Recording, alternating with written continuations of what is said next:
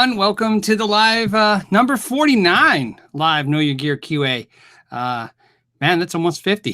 So we're getting ripe in age on these QAs. I just want to do a quick shout out to the friends who make this happen. These are the patrons that support the live show. And so what we're gonna say is we're gonna start with the original gear. It's Bradulist, Jeff Howes, Zachary Rowe, Michael Newman, Bruce Garris, Hanner Gunson, John Jex, Michael Shy, Justin Maybe, David Madison, and Lawrence Petros from LPD Pedals. And then the newer group is Bob Pickwood, Tim, just Tim, as I always say, no last name, John Levitt, Space Jazz, Alvaro and Luis from Pedal Pow Effects, Ricky Robinson, Gary Marshall, Chuck Keene, Chris Glaze, Dylan87, Jonathan Pickering, Joe Watson, Brent Odell, and Russ from Taurus Pedals. And thank you to everyone else that supports what I do here on this channel. I really appreciate it. And so let's get started and let's say hi. Hey, how's it going? How's everybody doing? Let me dim this thing down. You know, what's funny is I have a light on me so you guys can see me. And then because my screen is so big, when I switch the screen, sometimes the light from the screen is like another light. So how are we doing? How's everybody's week? Was it good? Tampa, Florida. Hey, Phil, first time. It's Miguel's first time. Hey, Miguel. Hey, oh, I missed it. Logan says it's the 7th live episode. Hey, that's awesome, man. Thank you. I appreciate that. Michael wants to know, writes the questions. I love it. Right. Michael wants to know if I like the Mythos Dedulous pedal. I don't know. I've only tried one Mythos pedal, and it's this one. Let me grab it somewhere. I know I have one out. Maybe not. I say all that, and then I don't have it. I'm sorry. Oh, yeah. All right. I was going to say, I have one, and I don't even know what it's called. I feel horrible. This is the,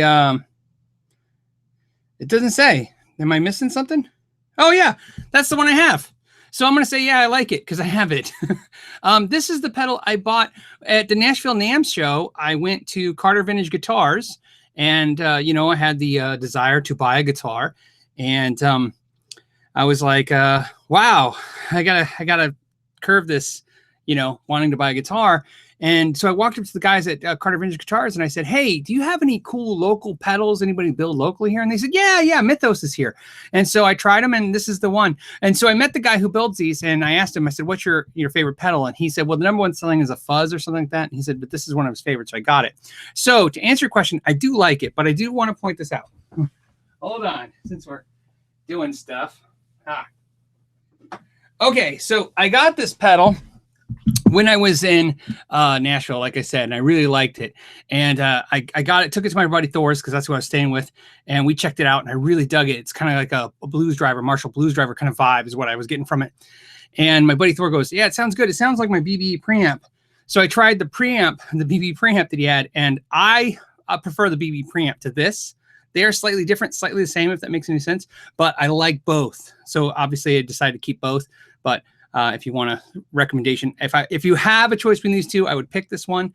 If you already have this one, this is another great sounding pedal for that tone, but yeah, I have it. Let's see what else. Next question.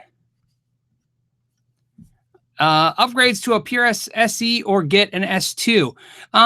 So yeah, good question. Like upgrade your Korean made PRS, or do you just go to the S2 model? Well, either way, here's the deal. You can't, in my mind, you can't upgrade an SE to an S2. And here's why.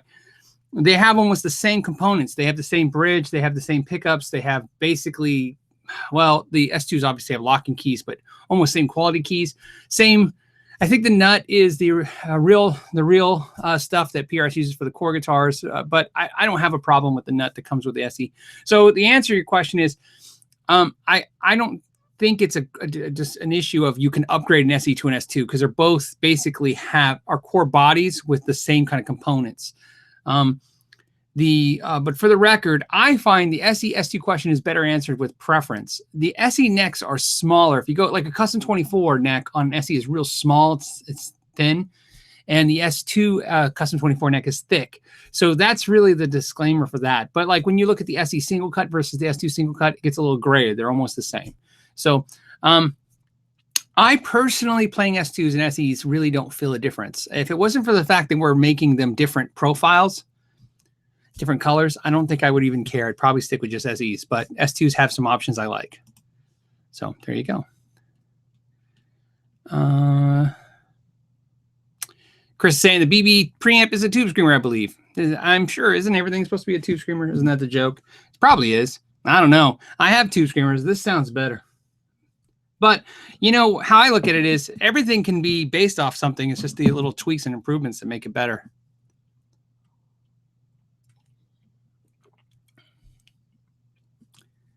All right. We have Ian get a super chat question. It says, what is the weirdest two pickup combo you can think of that would still sound good? Oh, yeah, like two pickups that you could put in a guitar that are just strange, but they would be really cool. This is going to sound lame. I hate to, give you a lame answer, Ian, but it's the truth. I think my two weird pickup combo is the P90 and a humbucker. I like that combo. Different than when you do a single coil and a humbucker. I think the P90 and a humbucker because a P90 is like a fat single coil pickup. So it's just something that aesthetically looks weird, but man, when they put them together, it's really cool. So that's one. The other the other combo that I think is strange sometimes that I like is not only a weird pickup combo, but it's when you flip pickups. In other words, you put the high output pickup in the neck and the low output pickup in the bridge. I've had good results with certain pickups doing it that way. Especially when companies make the same version pickup. So like a distortion pickup by Seymour Duncan, when you put the neck version in the bridge and the bridge version in the neck, sometimes it's got a cool kind of vibe to it. So that's kind of strange as well. And then the weirdest, one of the other weird things to me is like what Charvel does with why am I having trouble with this? Why I want to say Zachy Vengeance, and I have no idea why I'm saying that. It's Jake E. Lee. See? Jake E. Lee model. I think it's weird when you mix Seymour Duncans with DiMarzio's, but I think I've had great results doing it, but it just seems weird to see. It's like a Chevy and a Ford logo on the same car. It seems weird, but great results with that too. So Cheddar Kung Pow says, reconciliation lunch with Brian Wampler for the NAMM fund. They, yeah, I'll tell you what, I'll take the money and see if Brian wants to go have a soda or beer. I don't know if he's a beer drinker or not. We'll probably have sodas. Okay. Michael says, I see the new Sterling on the wall. Yep, I literally got it an hour ago, and I'm not even exaggerating. It's right there. Got it an hour ago in the mail. I'm pretty sure it's brand new, so you guys know. I'm not sure how it was used. It's in the original box, original packaging, original gig bag.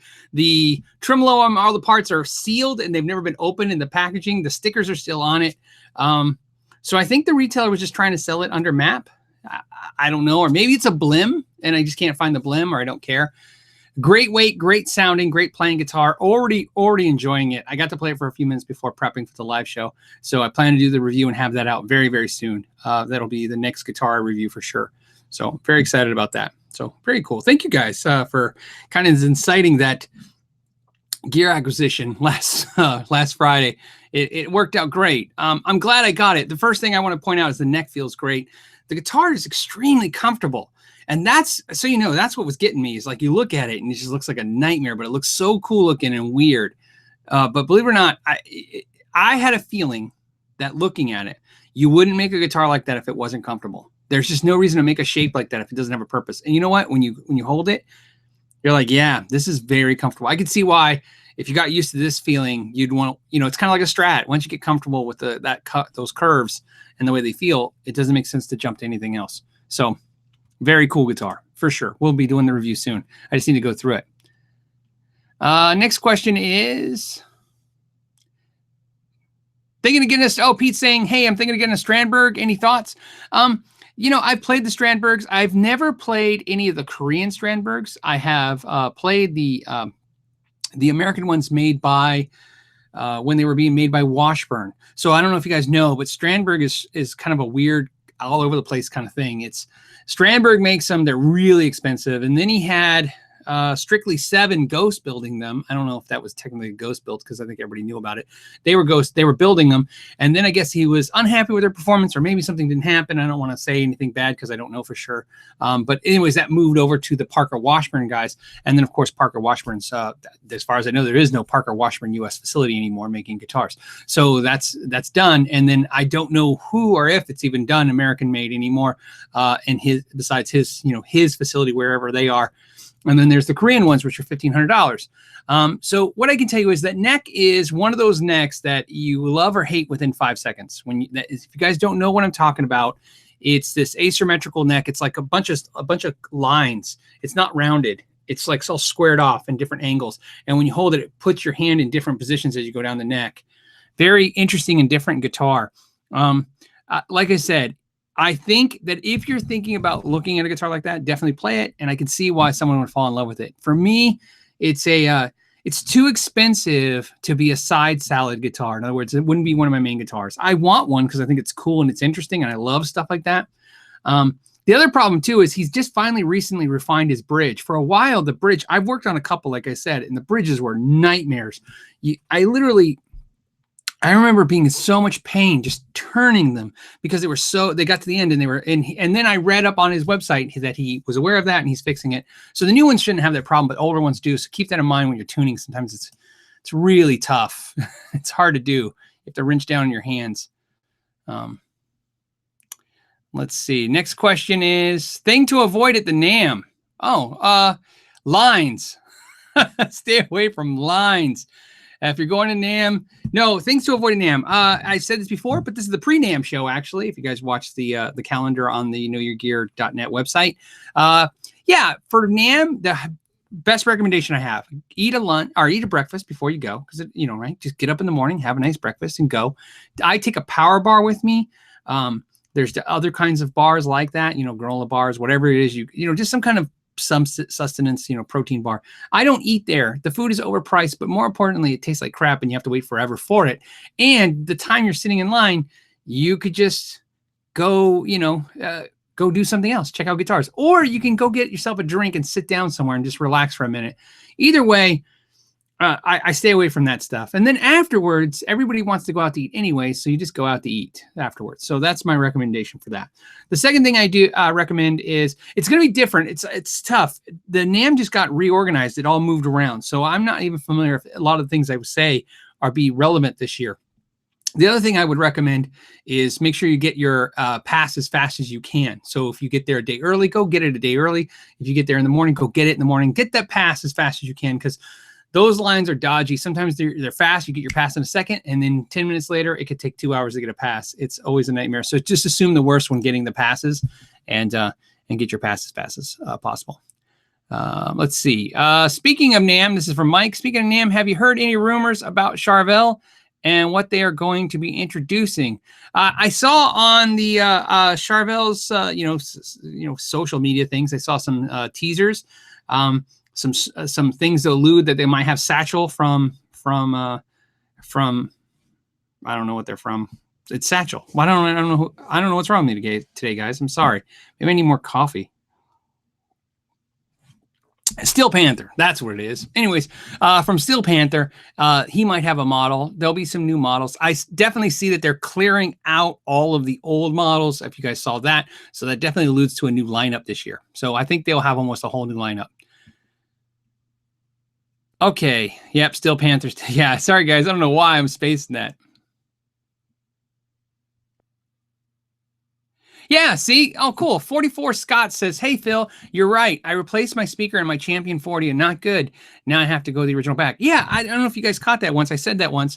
I have a Champion 40. In fact, my Champion 40 is right here behind me.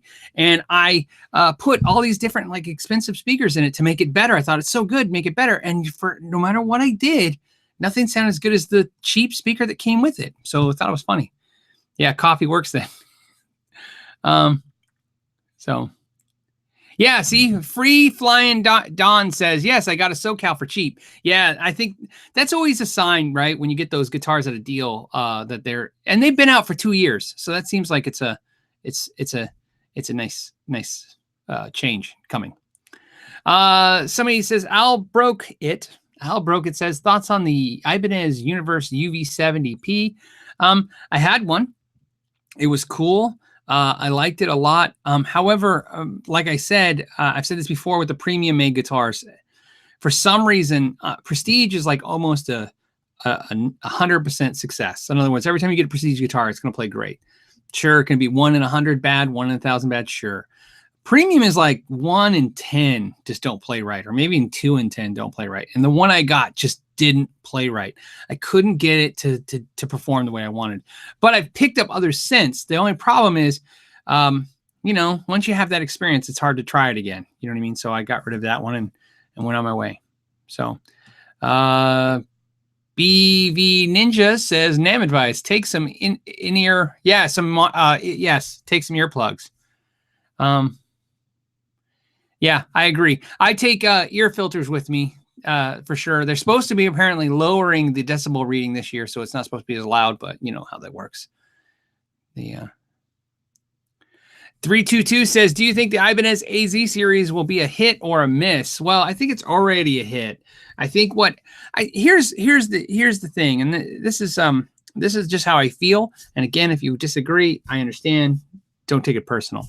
I think Sir guitars has definitely when they came out, they were kind of trying to be a high-end version of Fender and a high-end version of Ibanez, and that's where those two guitars lay. And a lot of times when I play some really nice Sir guitars with Floyds, they have a very nice Ibanez feeling. And one of the problems I've had with Sir guitars, me personally, when I play them, I go, yeah, they're fantastic. They're amazing. There's no question about the quality and the sound that's coming from this guitar.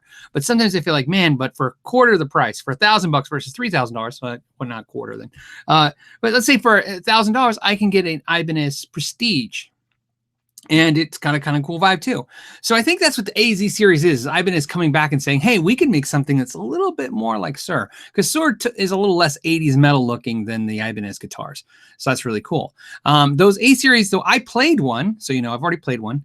And the one I played was great. And I think they told me it was $1,500 and it was a Japanese one. And I thought that's what I understood. And I remember thinking at the time $1,500 was too much. But now I think 15 would be great. But now I'm worried that I paid a $1,500 Indonesian one. So we'll have to see. I'll have to see when I'm there. The next question comes from the Blues Bunker, and it's not a question. He just wanted to super chat us. So thanks, Blues. That's cool. Thank you very much. And XLR8 Wales says, got a super chat question. Says, yo, Phil, what's your thoughts on the MIM Players Deluxe Strat? The Mexican Players Deluxe Strat, especially the more recent ones, I think are fantastic. Especially with their like compound radiuses and stuff and all the stuff they've done to those guitars, upgraded pickups. I've said it before. It's tough. It's hard to say that they're as good as American standard Strats. I think they're actually better than the American Pro Series in a lot of way and features. And what they don't have on those guitars, some of the premium like polishing on the fret ends and stuff, that's something you just can have done or do yourself. So fantastic guitars. And that's, I think those, if I was going to say there's a hidden gem in the Fender lineup, you know, a guitar that just you should always be paying attention to, it's that series of guitars. It's those premium made in Mexico guitars where they're throwing everything at you, you know, throwing in really good pickups, really good components, you know, giving you everything that you want. But still, because it's made in Mexico, the price comes down. And I've had good luck with those guitars in a lot of ways. So if anyone's had different, you know, let me know in the comments, you know, but like I said, overall, I think the experience has been good. Headspace says, any more Sharpen My Axe videos? Well, you said videos, but Sharpen My Axe in the future? Yes, there is. Well, first of all, there's going to be a bonus one for the 5 because of the fact that the one had to be divided into 2 videos. There's going to be the repair video of the headstock on the Les Paul, and then the one, so there'll be one more coming for that. And then I have decided to do 10 more Sharpen My Axe videos that are not equated to the same deal, but they're going to be these type of videos. This is something I've decided to commit to based on your guys' feedback. And I want to just point this out. I always point this out like a broken record. I'm sorry. I just want to point out the main reason for Do the Sharpen My Axe is all the support you guys give me. It sure is in the viewpoints. The live shows actually are more economically beneficial to me financially. I make 4 times as much doing a live broadcast as I did on these Sharpen My Axe videos because of the way YouTube and the views work and everything works. So I'm not saying anything. It's not about money. It's just saying those Sharpen My Axe videos are a lot of effort. It's the most effort I've ever put into any video when it comes to everything I've done. And I want to really let you guys know, you guys have done everything in your power to make me feel good about doing those. And I want to thank you so much, because that's why I'm going to continue doing it, because you guys are supporting me every way you can, with views, with money, with everything. I appreciate it. Even James right now with another super chat. Thank you so much. Again, it's awesome. Like I said, I'll put all that towards what I'm doing here. I appreciate you guys getting what I'm trying to do. And thank you again. Nathan says, what YouTubers are you excited to see at NAMM? Okay, I'm going to keep going. There's more question to it. It says, gonna do any videos or live streams with them? Can you be in? Oh, can I be in one? Super chat isn't working on my phone for some reason. Okay. So anyways, if you don't know who Nathan is, Nathan used to work for me at the shop, and now he works for Paul Reed Smith. He buffs and sands guitars, and he's an amazing hard worker. And what I was going to say was, so I just want to let you know that's who's asking the question. Exciting YouTubers. You know, sadly enough, I'm probably excited to see Leo, just because, you know, I'm a fan of his channel. I mean, you know, that's the truth of it. Tyler Larson, because again, you know, we became friends. I'm a fan of his channel. I think it's an easy question to answer. It's everybody who I met at GitCon. I'm excited to see, because I'm going to see them again. And I'm excited to hopefully bump into some other YouTubers, and maybe, you know, maybe we can interact. As far as making videos at NAMM with other YouTubers, I have no plans to do so, or haven't even thought about it. I have my own agenda when it comes to NAMM this year. I want to do something that I think will be exciting for you guys. And I don't know if doing videos with other YouTubers is something that will be as exciting as what I have planned, because what I have planned has to do with you guys and stuff I think you care about more so than stuff that I care about. So, and Cheddar Kung Pow just put $25 to Sharpen My Axe fund. Cheddar, I have a funny story about you. Okay, so here's the funny story, me. Okay, so Cheddar Kung Pow, if you guys don't know, is a supporter of the channel on Patreon. And when you hit a certain level on Patreon, what you get is a custom t-shirt. Okay, I'm just telling you the story because it's kind of funny. So I decided, I don't make the shirts. I wish I did. I just kind of have somebody do that for me. And I say, hey, you know, hey, this is what I want the shirt to be. And they do it. So Cheddar's shirt got made a couple days ago. Now, how I make the shirts is the same way all the shirts are done. A third party does everything, and I just upload it, and then I buy one. I get my shirts the same way you guys do. I buy them from the third party, and then I get them sent to me. So the reason it's funny is I made a shirt, and I uploaded it, and I bought one, and I have it sent to you. So, Cheddar, there's a shirt coming to you. It says comes to you February 2nd. I am really sorry about that, but that's what it says.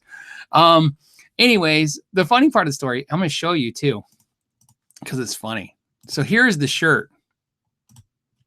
Here we go. So here's Cheddar's shirt. He's going to see it for the first time too. I don't know if I can make it bigger. But basically, so you know, how I made it custom is I put, instead of my name in the corner, I put Cheddar Kung Pow. But more importantly, he plays a PRS 594. So we had a PRS 594 put down there with the 4 knobs and the switch. And we put these cool glasses, and we made some changes to the shirt. Okay.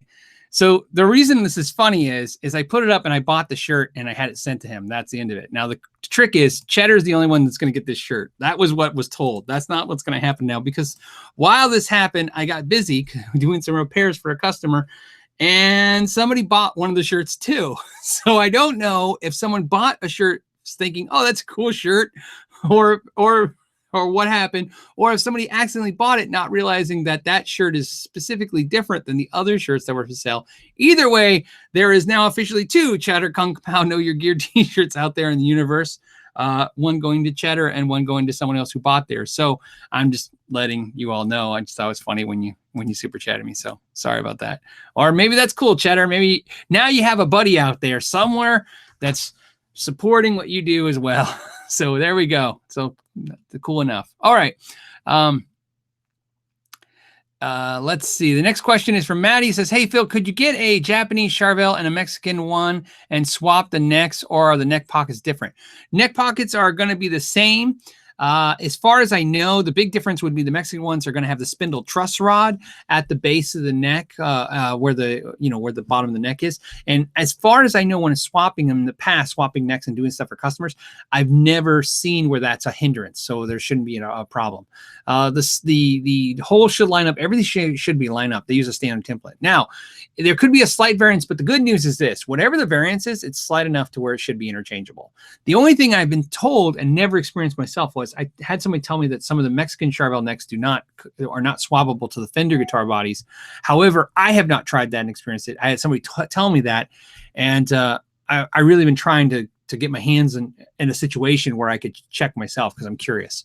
But so that's the only concern I would have is that. But sounds like no, the Japanese ones and Charvel ones should be all specifically switchable. So.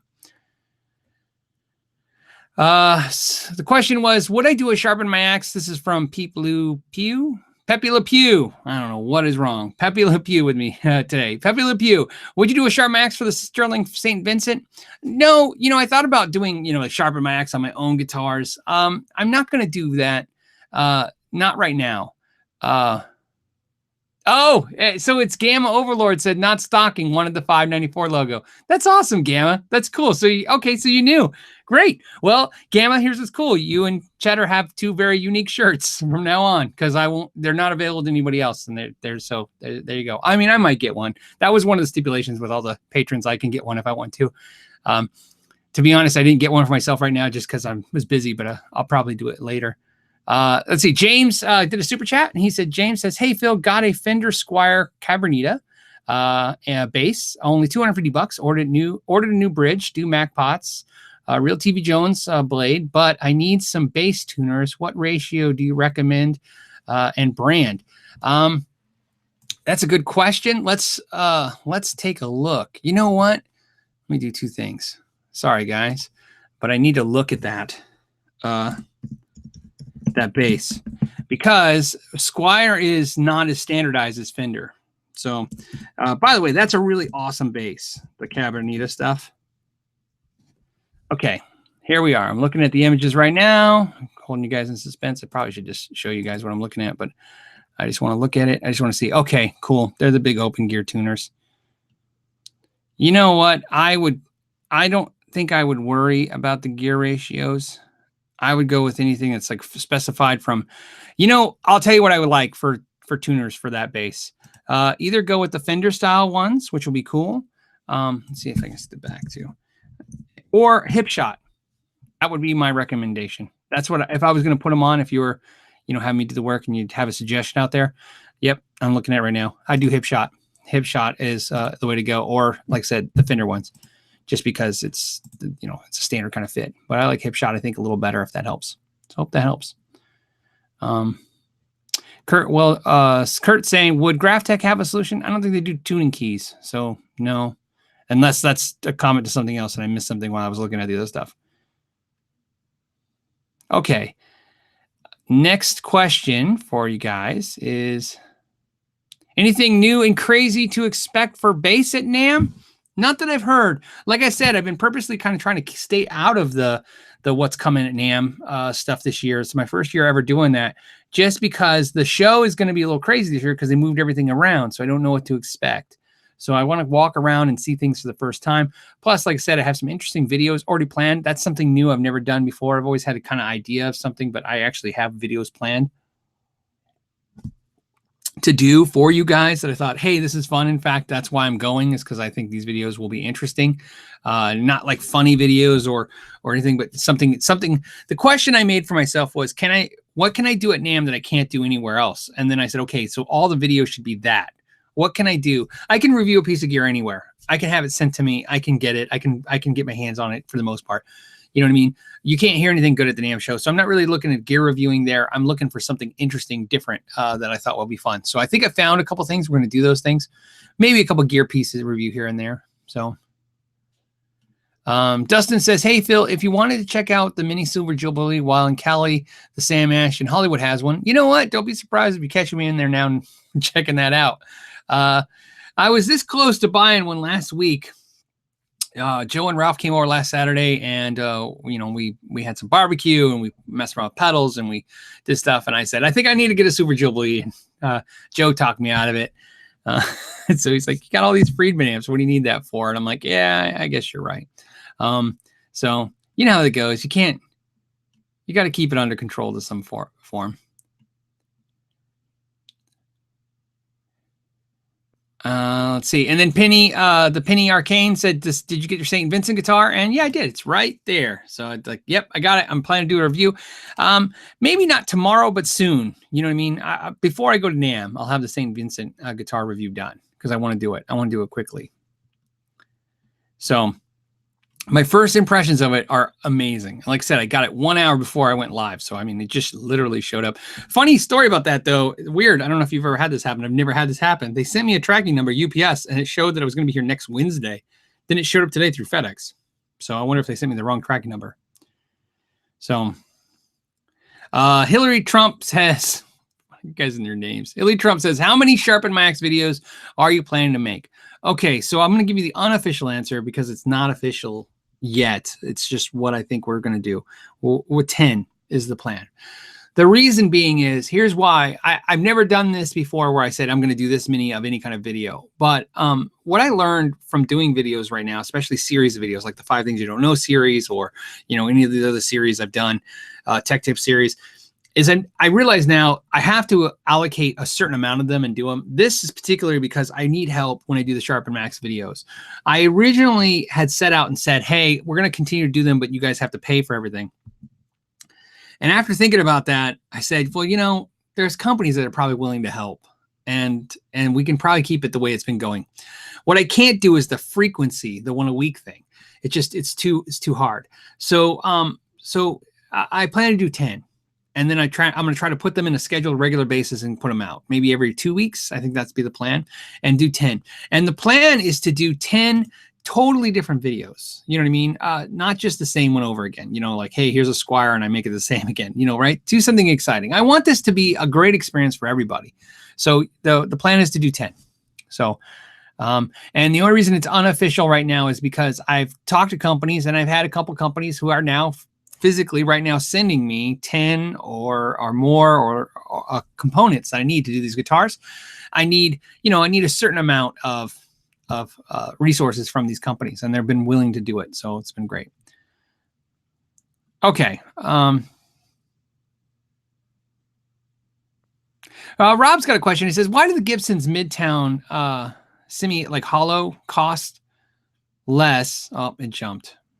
You know what? It hasn't been acting up all day, and then it did when I was asking your question. But get your story, get your question without seeing it.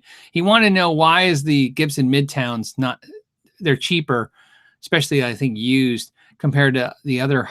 Okay, they cost less. They cost a lot less than the ES range. My experience with the Midtowns, they don't have a great sales value, so that's probably it. I don't know if you're talking about new or used, but both new and used, I've noticed they've sold less. Also, they have a flat top. They're, you know, there's a lot of, I'm not sure the exact answer, but I do know that, hold on. I'm going to get to the next, I want to get to the next question, but I got to finish this answer. Anyways, yeah, but my experience with everybody I know that has a Midtown personally got them on a blowout deal. So I don't think they sell very well. So I think that's the reason. So I think Gibson keeps them low, and I think the resale value is hindered by that too. Random Lib says, will there be a Sharpen My Axe Tonewood upgrade episode? No, there won't be. But it was it was a fair question. Zillow says, hey, Phil, you said you got a Warwick bass at GitCon. Haven't seen it on the channel. Have you shown the Warwick bass? I have not got the Warwick bass. It's not done yet. As far as I haven't reached out to them or asked them anything. So I figured, because here's the easy part. When it's done, they're going to email me to pay them. So it's a hard question. I don't know if I can try it. So, Kurt wants to know recommendations for a dual overdrive with boost. Oh, you know, I'm going to sound like a fanboy. It's going to be the Lawrence Petros Dual 68 with boost. It's by far my favorite. I mean, without a doubt. I mean, there's not even a second I would say runner up in all my pedals that I've tried. So that's the one I'm going to recommend because that's one I've been using. Let's see. Old Guitar Dude says, hey, Phil, I have a Sterling by MIM CT50 that I think has an unfinished neck. How best to clean that? It's probably a maple neck, and there's not a lot you can do to a maple neck when they're unfinished. They tend to absorb up the dirt. One of the things Eddie Van Halen said was he likes the fact that raw maple necks absorb all the oils in your hand. And that's kind of like, that's how you finish a maple neck, is with, you know, using your hand. So that's what I recommend. I find that if you want to clean them, you don't use any oils. There's all kinds of stuff. We've had this question before and somebody gave me some suggestions and stuff, but I just leave them alone. So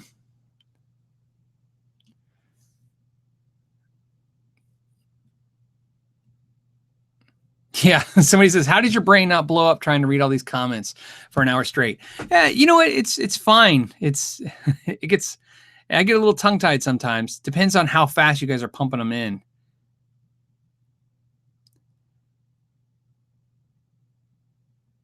All right. The question is, here's a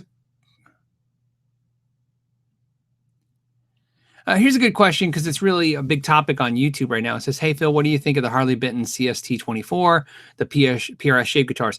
So there's a lot of talk about Harley Benton guitars. I played some at GitCon. They were great. I haven't touched any since. There's tons of YouTube reviews on them. They seem to be fantastic. People love them. I just haven't done any reviews or tried any yet. I thought about getting one. They reached out to me. I never really kind of got back with them. And so I'm not sure. The reason is I'm trying not to pump out a ton of reviews that are based on what companies want me to do. I find that that's just really it gets mind numbing and old for me, and there's no fun in it. And, you know, for whatever it's worth, if this guy, I don't ever mean to offend anybody, but they don't pay me enough. I don't get paid enough on doing this channel and stuff to hawk people's stuff. You know what I mean? So, so I'm trying to make it exciting for not only you, but definitely for me too. Because if I'm not excited, I'm not, you know. So, okay. So that's basically what it is. So the Harley Bentons, although I think the company's cool and the guitars seem cool, you know, I felt like, man, there's enough YouTube videos out there. I don't know if I need to add another one. Unless I can bring something to the table that's different and something interesting. So, all right. Next, man, you guys have today's a lot of the same questions over and over again, which is cool. Thomas wants to know, do I record and write my own music? I do a lot of instrumental stuff on bass. But YouTube definitely sucks up the time. so you know, editing sucks up the time. You know, answering questions sucks up time. So after a while, you find yourself playing a lot less. I have actually seen a lot of channels pop up in the last couple of years that went away, and every time the reason it seems to be it's because YouTube took away from their time to play music.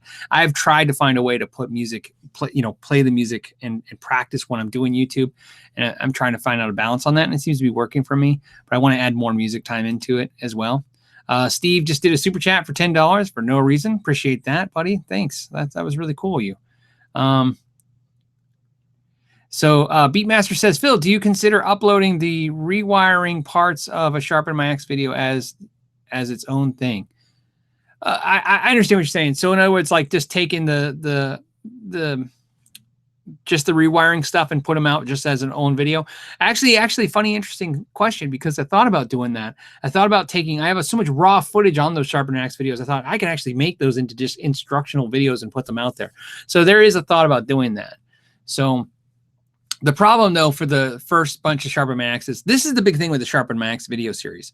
It's really not that hard of a series. It's a lot of work, but the really thing was doing maybe 5 at once wasn't the best idea, right? It needs to be one in, max of 1 in, 1 out, 1 in, 1 out kind of thing and flowing. But worrying about making sure everybody got their guitars in a timely manner was a little too much to kind of make sure it happened, especially with the holidays coming. So maybe I should have thought that through a little bit differently with things going on like for the holidays.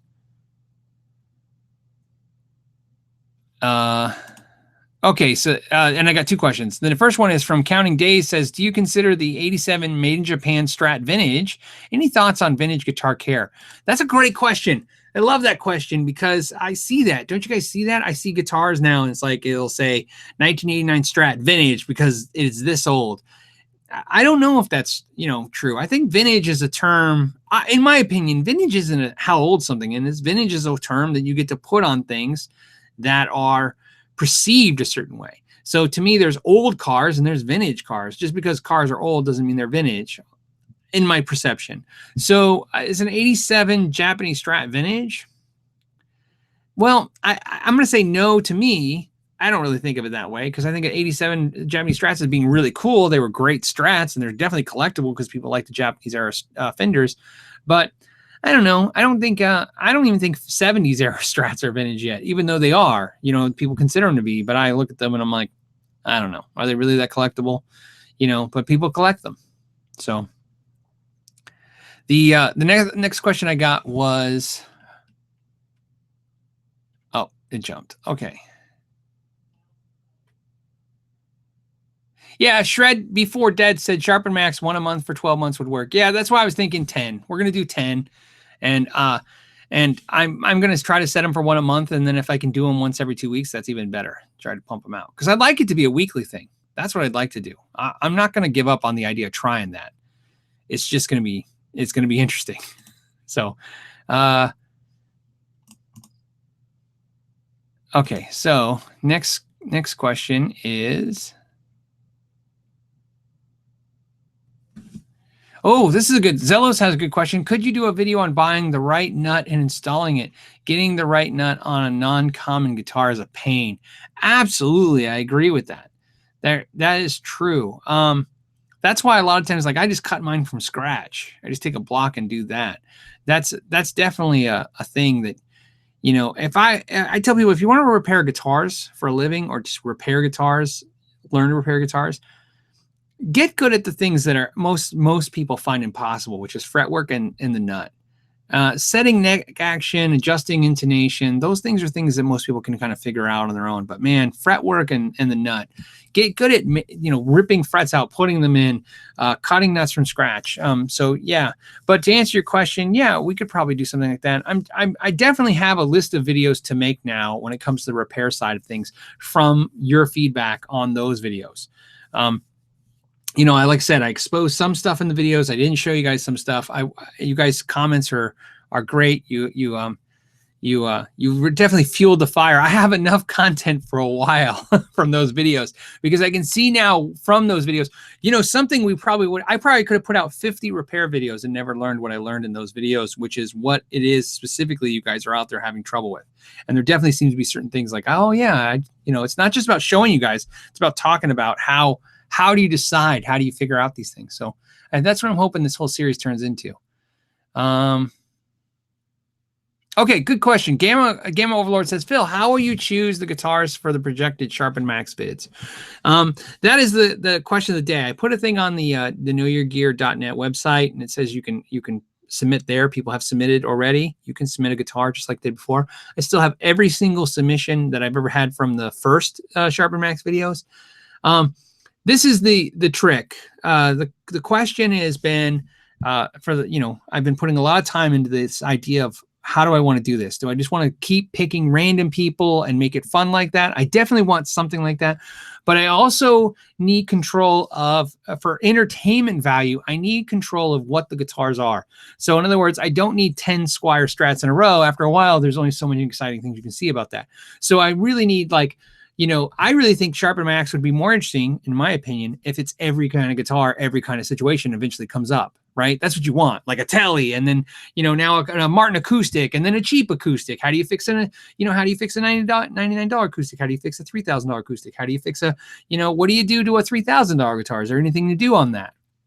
And that's what I think. I want scenarios. So, that's why, like I said, some YouTubers have offered up their willingness to be part of this program and help, and even supply some really cool guitars that you may go, well, why do they need to be sharpened? You know what I mean? And that's the idea, right? What can you do to it? So to answer your question, I think we're going to continue to do it the way I've did it before, which is you submit yourself through the website. I'm putting you guys in bundles, and I'm filtering through them. Now, my plan, though, is to have a committee, and I'm going to have the patrons. I'm going to reach out to patrons. If any patrons are watching this, keep in mind, this is already what I'm going to probably announce on the patron site. I'm going to ask if anyone's interested in being in a committee, like maybe 4 or 5 people. And what would happen is you would filter through these and help me decide, and you just decide. And then the program will be with there's going to be one change to the future of Sharpen My Axe. The person has to pay to ship me the guitar and pay to ship it back. So that's it. So you pay shipping there and back, and there's definitely no lose in that scenario, because even shipping to and back, I obviously, as you can see in the videos, even if you live far and you paid $100 to ship it to me and $100 back, $200 into it, you would get at least that out of it. So there's no downside if you win. So I don't think there's any reason for anyone not to want to be, you know, thing. But there is another change. It's obviously, because you saw through the videos what we figured out. You have to ship the guitars insured, and you have to ship the guitar in a case, a fitted case, and that way we can just guarantee there's no more problems. But that's fine. So yeah, and see, Bradula says I'll do it. Great, yeah. See, and like I said, I think that'd be great. That'd be a great thing to do. I think that'd be great if a couple patrons will do that for me. And then, like I said, because I don't want to be in charge. I don't want to pick people. I kind of want this to be fun for everybody, including myself. I would love if they would torture me a little bit and be like, "Hey, Phil, we found this one guitar from this one player." And I'll be like, "Oh, okay, I'll figure it out. We'll figure out how to do something fun with it." Because it's really about having fun, right, guys? I want to, you know, hey, what can we do? What's there to talk about with guitars? So, okay, we spent a lot of topic on that. Let's get back to some other stuff before we go, because we're down to the wire. And I appreciate, yeah, a lot of people are saying to help, so just let me know. And I appreciate that. Okay, so Martin Bass says, this year, know your gear in even a higher gear. Yeah, right. I like that. Know your gear in even a higher gear. I appreciate that. And I appreciate the super chat, Martin. That was cool. And it's actually Martin Bass. So Bass? No. Man, that's a mind trick. Bass, not Bass. So yeah, Ed's saying he's one of the patrons who love to do it. Great. So guys, let me know and we'll get to it. Oh, here's a good question. You know, Mac John, you know, I don't get a lot of personal questions, but I always get gear questions. This is a good one. It says, Mac John says, you seem to have a great disposition. Does anything really piss you off? Yeah, my personality is different, you know, or not different. It's a typical personality. There's some people who fly off the handle fast. They're hot, you know, volcanoes like that. I'm a slow burn. So I actually can stay in a good mood for a long time. You can really hammer me pretty hard for a while. But then I finally get too mad and it's all downhill. And then once I'm mad, it's usually pretty bad. You know what I mean?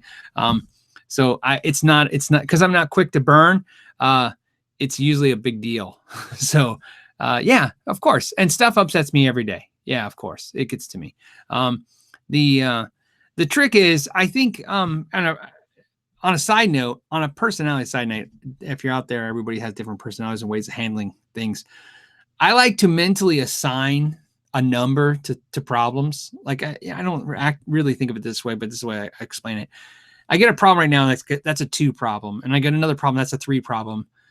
I'm only, you know, so I can prioritize my problems real fast and go, okay, that's really not that big of a deal. We'll figure that out. You know what I mean? We'll deal with that. I can keep pretty cool. And then I get an 8 problem and a 9 problem. I go, okay, well, those are pretty bad. We got to handle those. So I think that's how you do it. You weight your problems and go on your way. Maybe that's because of, you know, being in business for so many years, because there's every day has got problems. There's always a fire to put out in a business. Always. And I have always made the mistake of putting my name on everything. And I say this to everybody who starts business: don't do it. That's one of the things I recommend not doing. There's a lot of good reasons why you should put your name on a business, but there's a lot better reasons why you shouldn't. Main reason is because when you put your name on your business, everybody knows who you are, and you're the one everybody wants to talk to if there's anything bad or good. And mostly things are going to be bad, and that's not a problem. It's just it's hard to kind of mediate those things to other places. David's got a super chat question. He says, hey, Phil, what are your thoughts on the Collings acoustic guitars in terms of long-term value? Will it depreciate faster than the high-end Martin? Well, you know, Collings is this is a very soft subject, because obviously the owner passed away, right, last year. And so does that have an effect on the price? Will that make them worth more or worth less? That sounds like a horrible person to talk about that, but as a gear person, that's the honesty of the gear of that, right? No. Do I think the whole value like Martin's? You know what my theory is? My theory is eventually, I like this story, so I'm going to tell it to you. So a couple years ago, like 5 years ago, I decided to buy a bicycle. So I went to the bicycle shop, and I didn't ask anybody anything. I just walked in the bike shop. I love this story, so I'm going to tell it anyways. So I go in the bicycle shop, and what I realize is I don't know any of the bicycle names in this store. And I decide it must be a cheap store. So I leave, go down the street, go to another bicycle shop, walk in the bicycle shop, look at all the bicycles, don't know any of those brands.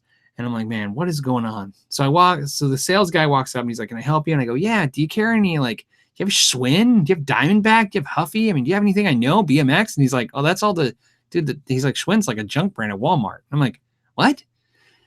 He's like, no. And then they started telling me all the brands now they're in bike shops, and it's totally, there's all these totally different brands. And I was in shock. So long story short, I bought the bike and everything happened the way it happened.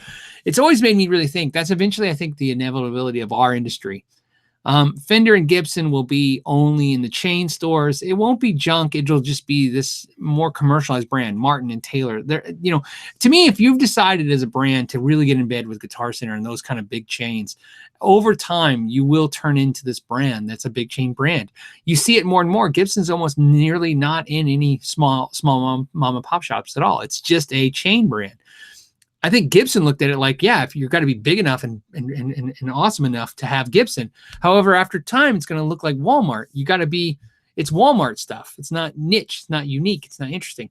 So what I'm getting at is I think a lot of brands that now don't hold value like those big brands may eventually have a shot to hold value, because I think we'll start learning that those are really the interesting brands. So there you go. As far as the Collings acoustic, I really like them. If I was going to buy an acoustic, that would be one of the ones I'd look at. My personal go-to right now, if I was going to buy a high-end acoustic guitar for me, is a Falbo acoustic guitar. Frank Falbo, I want one of his hollow bodies so bad it hurts. I think about them all the time since the first time I ever played one. If you guys don't know who Falbo Guitars is, definitely check that out. Frank Falbo is an amazing guitar builder. It's amazing instruments. So Kay Edwards says, will you do a Sharpen My bass? Yeah, if a bass gets submitted, then I'll do a bass. That's basically how that works. I want it, but that would be exactly what I said earlier. A bass, an acoustic, a high-end guitar, low-end guitars, everything. I want to do everything. So Walmart online sales, go Gibson says. Nexie Saloon says, yeah, see, there you go, right? And I understand what you mean, but you understand what I mean. Eventually, it's not that I think those brands are going to be bad. It's just I think those will be the commercial brands, and then there'll be the high-end brands will be everything but those brands.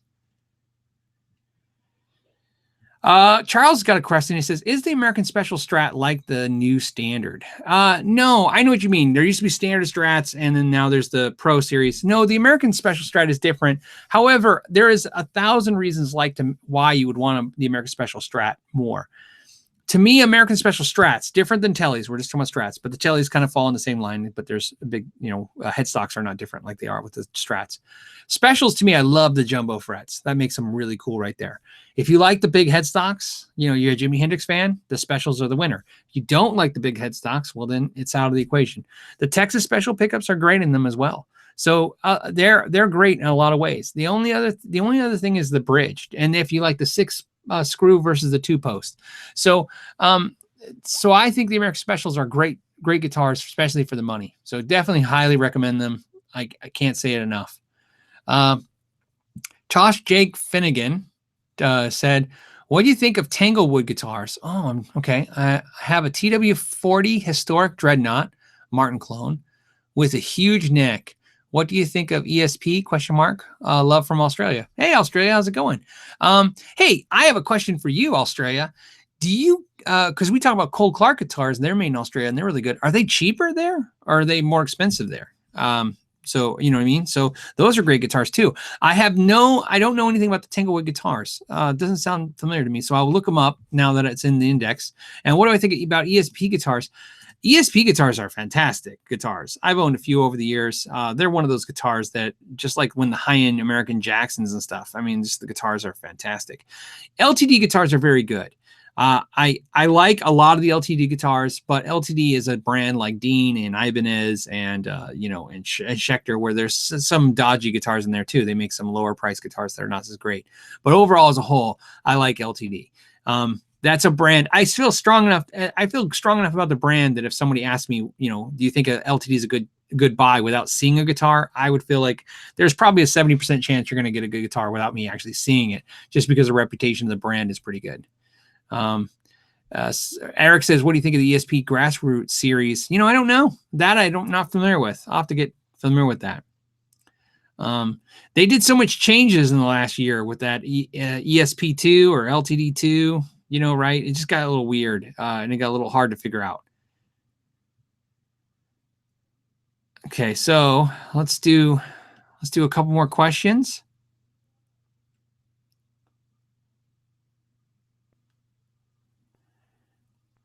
Okay, says what? Here's a good question. A Jeremy 09 says, what can someone expect to pay to have a nut and a bridge installed? You know, part of the problem with that question is a lot of the prices are by demographic, like I said, by your economy. So depending where you are in the country, or if you're in another country altogether, it depends. I can only tell you what I charge for that. Installing a bridge, well, to me, I don't consider a nut, a direct replacement nut or direct replacement bridge, an install. And that's why if you notice in the Sharpen My Axe videos, I talk about that all the time. If I can buy a bridge, if you bring me a guitar and I can find just like a tuning key, a nut, and a bridge that is a direct replacement, well, then I can include that in the setup. You know what I mean? That's just part of the things of changing out things. So like a nut, if I have to cut a nut from scratch, I want $30. You know what I mean? Just to cut the nut. And then we'll talk about everything else. And you have to pay for a setup on top of that. Everybody has a different reason for do that. I mean, I just charge by time. That's my logic for everything is time. It's not how hard it is to do something, it's how long something is. So sometimes things are not as hard to do as other things that take longer. I charge more for, even though people go, that doesn't make any sense. I don't care. To me, it's time. So anyway, so back to that saying, but a lot of times that's why if you can find things that directly replace into those things, I don't think there should be, or with little amount of modification, there should be almost no charge, little charge if you're adding a setup to that.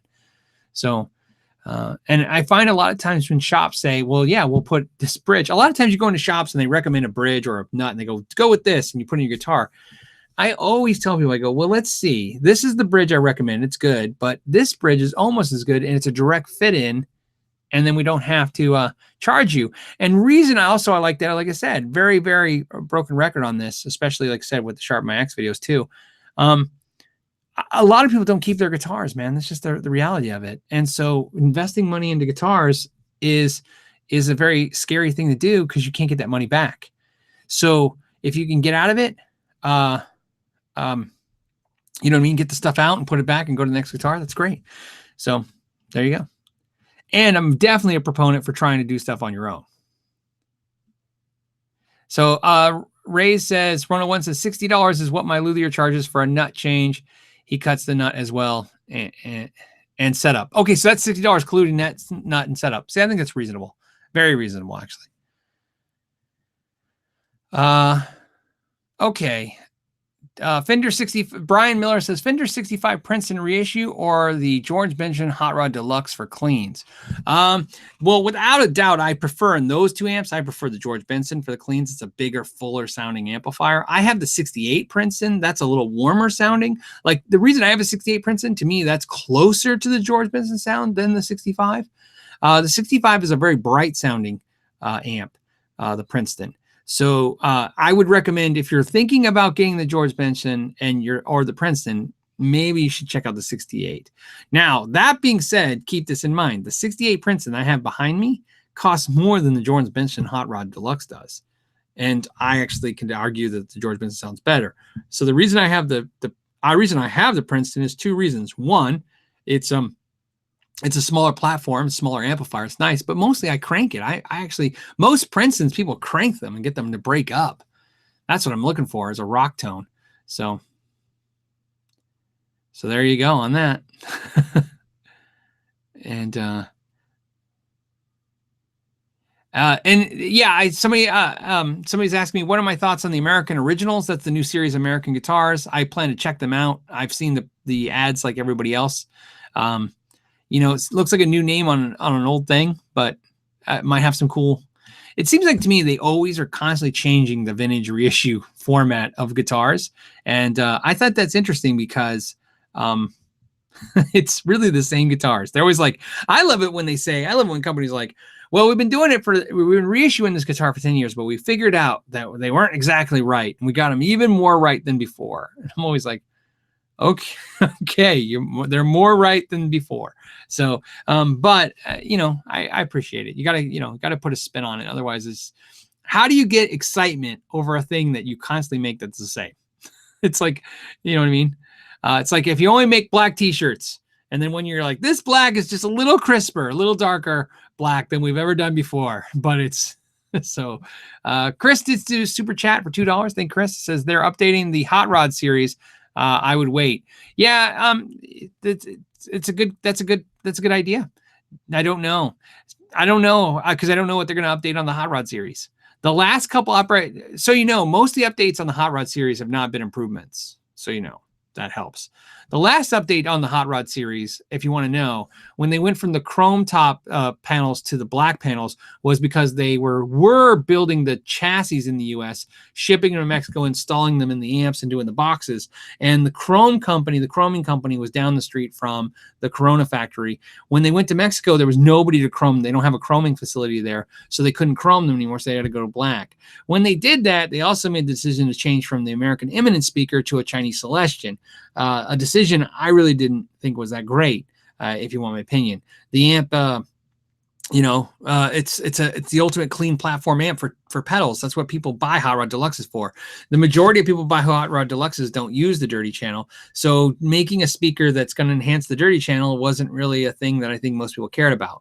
And of course, then they also went, they cheaped out a couple parts. That's what they do. They took the screw-in light bulb that you can change out when it goes bad, and they put in this cheap one that you can't change out without taking the amp apart now. So there was some changes. So my experience with Fender has been they are constantly trying to adjust the product lines to keep pricing under control. That's what I see.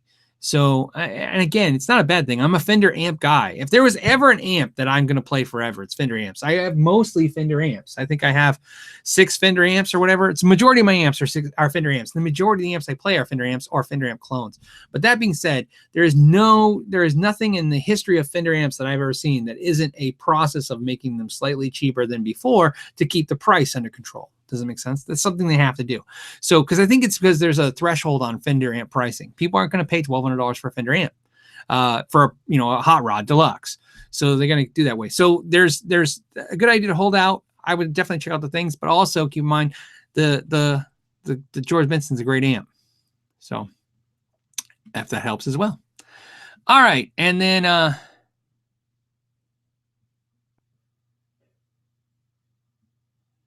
Let's see. Wayne says, Glenn Fricker's channel said he's already en route to NAMM. How far are you? I get to NAMM in 6 hours, so I'll get there Wednesday. And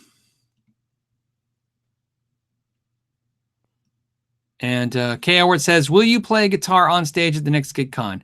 Well, I played at the last GitCon. I would imagine so. Yeah, I think so. Yeah, I have no intention not to. David M says, did you happen to answer my question about the boost or overdrive? Yeah, David. What happened was the sound cut out. Yeah. So David, to answer your question, David's question is, he has a mini Silver Jubilee and he wants to kick it in the pants, so to speak, with a booster. And the booster I would recommend is this one, the Pride of Texas one. And the reason is because when I was checking out the boost with my buddies last Saturday, this one made the least amount of noise. It was really nice booster. So it's something I want you to check out. Other than that, I mean, a tube screamer is always fantastic in front of one of those amps. You can't go wrong with that. And this is kind of like a tube screamer, but on steroids. But it's just a really cool pedal. Definitely recommend it. Now, and so you know, what's interesting about this pedal for me is that they actually make a boost pedal. I have that boost pedal over there somewhere on the rack behind me, and I like this better than their boost pedal for doing that. So like I said, this is the one I'm recommending, not just their not their series of pedals and try the booster. The booster they did was fine, but this was better. So that, I think it's tube screamer would be great. There's the exotic booster pedal, EP booster pedal is another great booster pedal. So one of those three, I would say, would be a good recommendation. So, okay, so we're basically running over, so we're going to wrap it up. Let's take a last cool question before we say goodbye. And And Nicholas has a question. He says, hey, he's looking for a good tube amp around $600 that takes pedals well. Bassbreaker 15 or the AC15. I like them both, but if it was me, I'd pick the Bassbreaker 15. The main reason is it's a little warmer and fuller sounding than the AC15. The AC amps, the Vox amps, take pedals in a really cool and interesting way, and there's guys that just dig that. I mean, there's people that just love the way pedals sound in front of a Vox amp. But a Fender amp is really a safe bet for the most part if you're trying to get a platform for your pedals. The Bassbreaker is nice. It's got reverb. It's got the ability to crank up. It's just a great amp, and I think you can get smoking deals on them. So something to think about. But what's nice is you pick two great amps. Both those amps I would have no problem owning. But if I was given a choice, I'd probably pick the Bassbreaker 15 over the AC15. So that helps.